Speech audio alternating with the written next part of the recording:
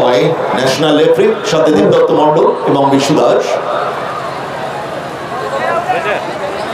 আপনারা আবিদ সরকার রয়েছে ফোনে।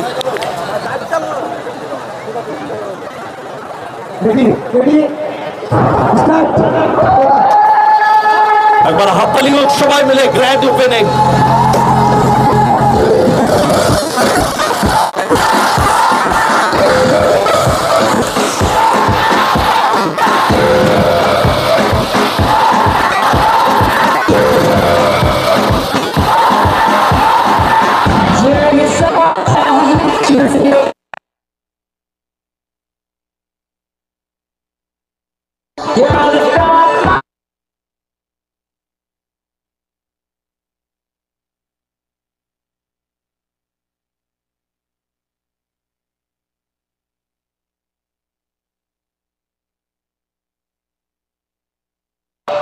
এবারে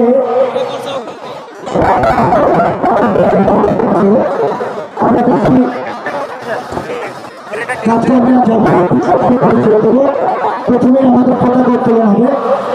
পতাকা উত্তোলন করবেন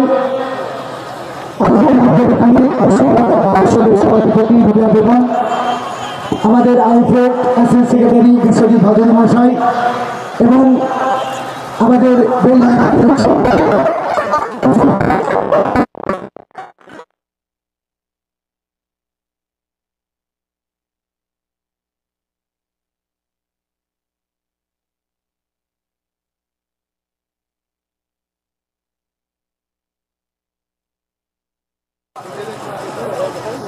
প্রথম দিন আমি ক্ষমা চেয়ে নিচ্ছি প্রত্যেকের কাছেই। আমরা টাইম টু টাইম খেলা শুরু করি, যেহেতু প্রথম দিন হয়তো 5 মিনিট একটু লেট হতে পারে। বাকি দিনগুলোতে সঠিক টাইমে কিন্তু আমরা খেলা শুরু করব।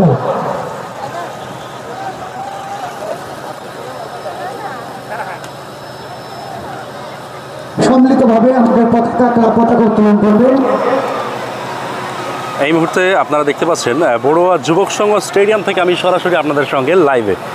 আপনারা দেখছেন Al-Biruni on the go Facebook এবং ইউটিউব থেকে সরাসরি, এবং আমাদের পতাকা উত্তোলন অনুষ্ঠান চলছে।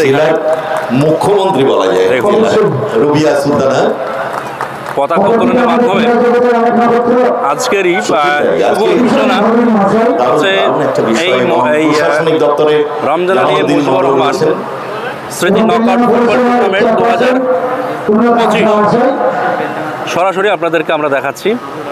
এই মুহূর্তে উপস্থিত হয়েছে বলতে বলতে রেজিনগর বিধানসভার সম্মানীয় বিধায়ক রবিউল আলম চৌধুরী। পতাকা উত্তোলন হলো এবং আইএফএল চিফ সেক্রেটারি নবাব দাও আমাদের মাঝে উপস্থিত। নবাব দা আইলে হয় বলতে বলতে আমাদের মধ্যে উপস্থিত হয়েছেন আইএফএল সেক্রেটারি অনির্বাণ দত্ত। এটা বড় প্রাপ্তি আমাদের কাছে বাংলার সবাই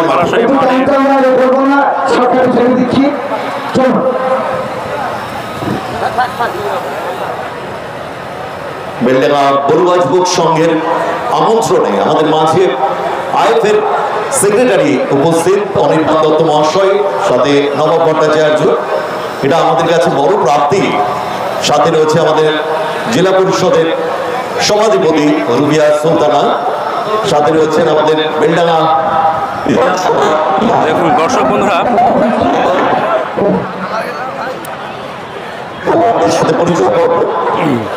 খেলোয়াড়দের মধ্যে পরিচয় পর্ব চলছে। প্রথমে এটা হচ্ছে মাওয়াডান এসসি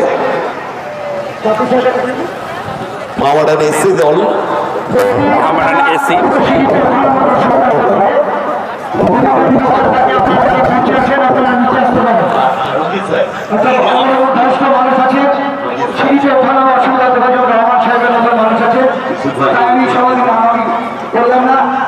আপনাদের যাদের সদিচ্ছা আছে আপনারা আসতে পারেন, প্রত্যেকে আমন্ত্রণ করছি, যদি আসতে পারেন। তাই তো আমাদের ফোর্থ অফিসিয়াল থাকলে হলো, ওনারা এখানে আছেন আমাদের বয়োজ্যেষ্ঠ ফুটবলার মহোদয়। পরিচয় পর্ব চলছে।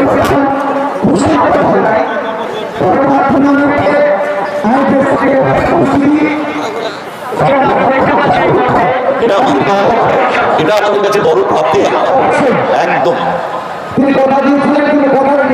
এটাই হচ্ছে বড় জিনিস। অনির্বাণ দত্ত মহাশয়, আমরা তাকে পেয়ে ভীষণ খুশি, আমরা আনন্দিত, উৎসাহিত, উদ্বেলিত। আমরা অবশ্যই তাকে বরণ করে নেব এই পর্বটা কমপ্লিট হয়ে যাওয়ার পর। পরিচিত হচ্ছে আমাদের রেফারিদের সাথে। রেফারি রয়েছেন বিপুল রায়, দত্ত মন্ডল, বিশু দাস,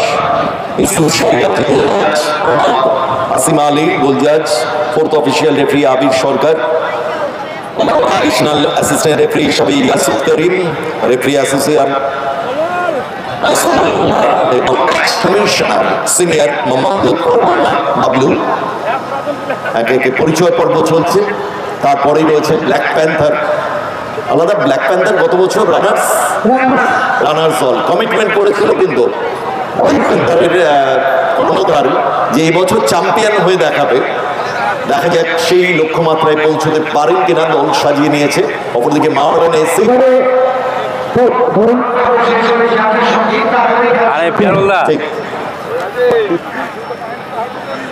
সকলেই আসলে আমাদের এলাকার অনাবাদীদের পরিচয় পর্ব দেখছেন এই মুহূর্তে।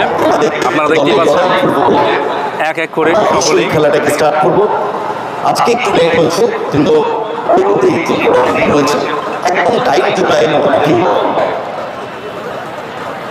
খুব ভালো লাগছে। শেষের দিকে বাকি রয়েছে, যত সময় গড়াবে। এখনো দর্শক আসছেন এবং মাঠের চারপাশে কৃত্রিম যে গ্যালারি কিন্তু এরপরে কিন্তু আমাদের জাতীয় সঙ্গীত হবে। জাতীয় সঙ্গীতের পরে আমাদের আসলে খেলা শুরু হবে। আপনারা সরাসরি দেখছেন Al Biruni on the go Facebook এবং ইউটিউব থেকে সরাসরি আমাদের এই খেলা উপভোগ করতে পারছেন আপনারা।